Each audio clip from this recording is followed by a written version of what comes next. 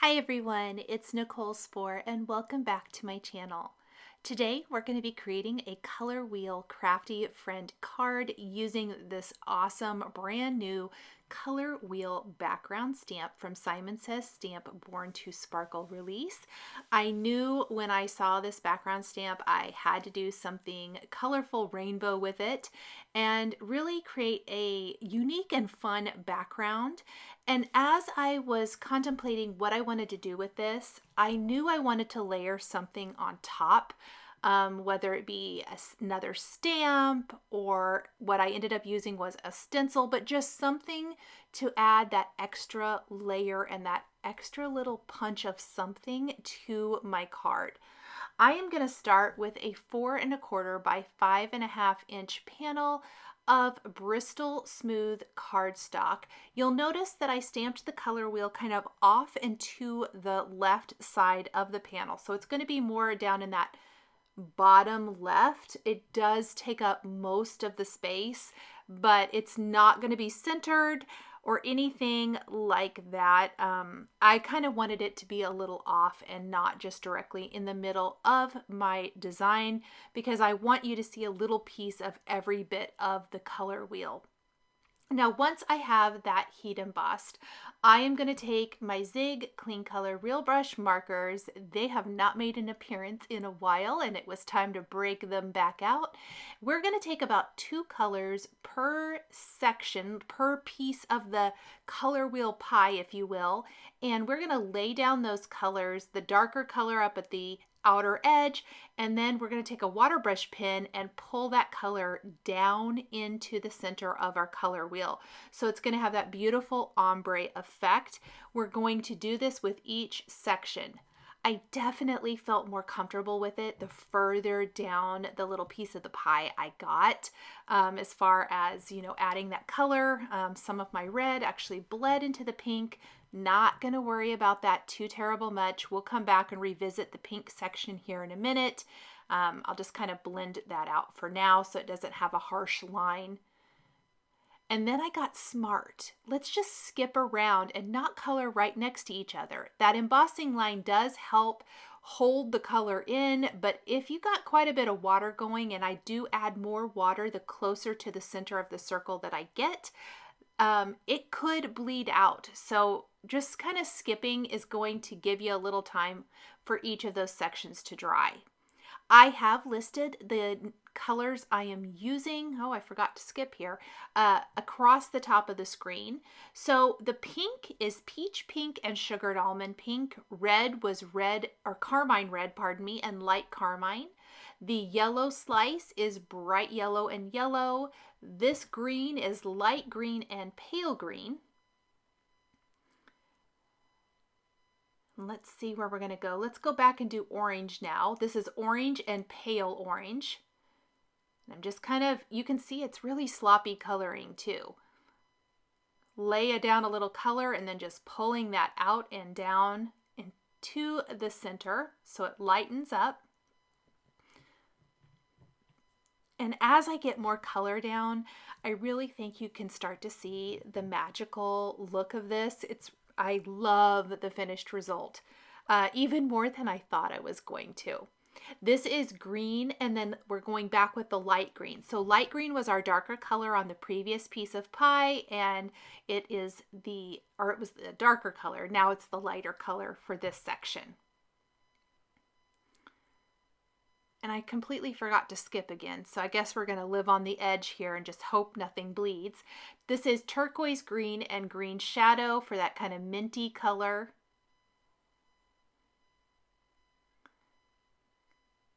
And then let's go back and fix the pink. It's dried enough now, so I laid down some more peach pink here, and we're just going to pull that color down into the section, and that blends out that area where the red kind of seeped into that. Now for the blues, we're going to do about 3 sections of blue, starting with light blue and haze blue. So this is really, really light. In fact, it turned out so light that I'm going to go add more color, but again, I'm going to need that to completely dry before I come back to that and try to add in maybe a little bit more light blue. This is some Persian blue and light blue. So again, light blue was the darker color on the previous piece of the pie. Now it's the lighter color. And then we have our blue with the Persian blue. So this is even darker yet. And then we're going to have two little pieces of pie that are going to be purple, or in this case, more violet. So this is going to be light violet and pale violet. And then the darker section is violet and light violet. And I kind of did these both at the same time.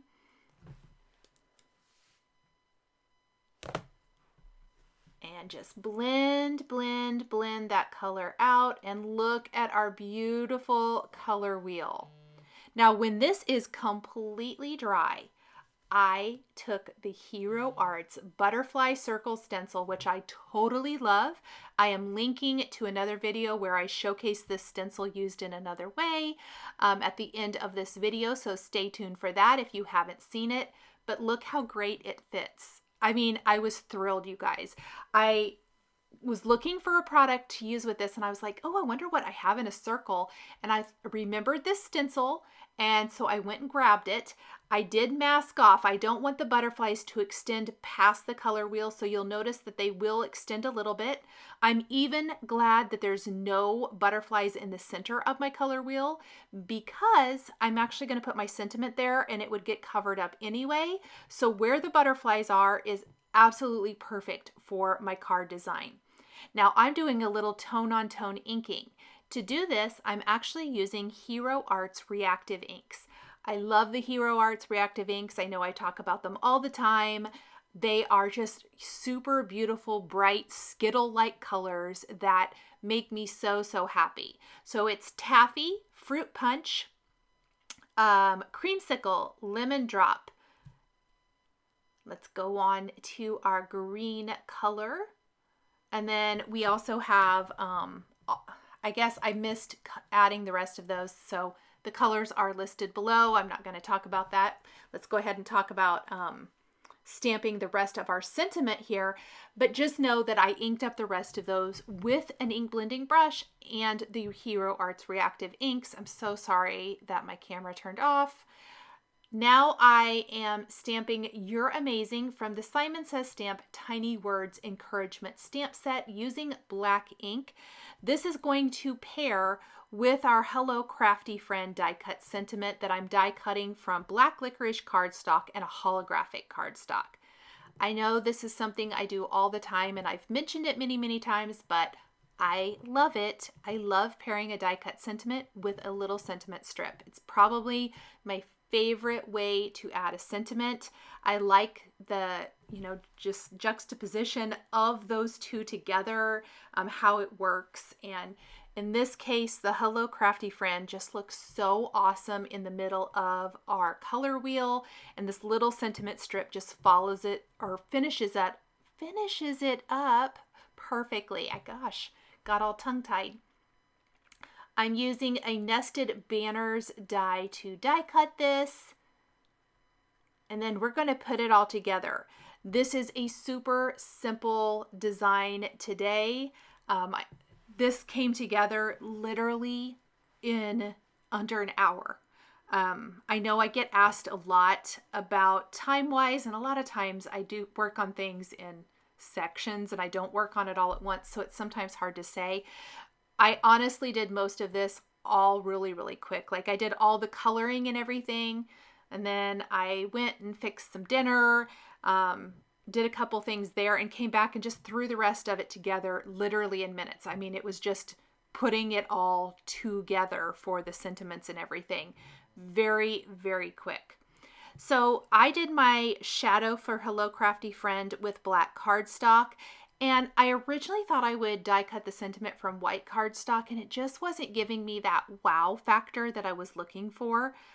Holographic cardstock. It is so, so pretty.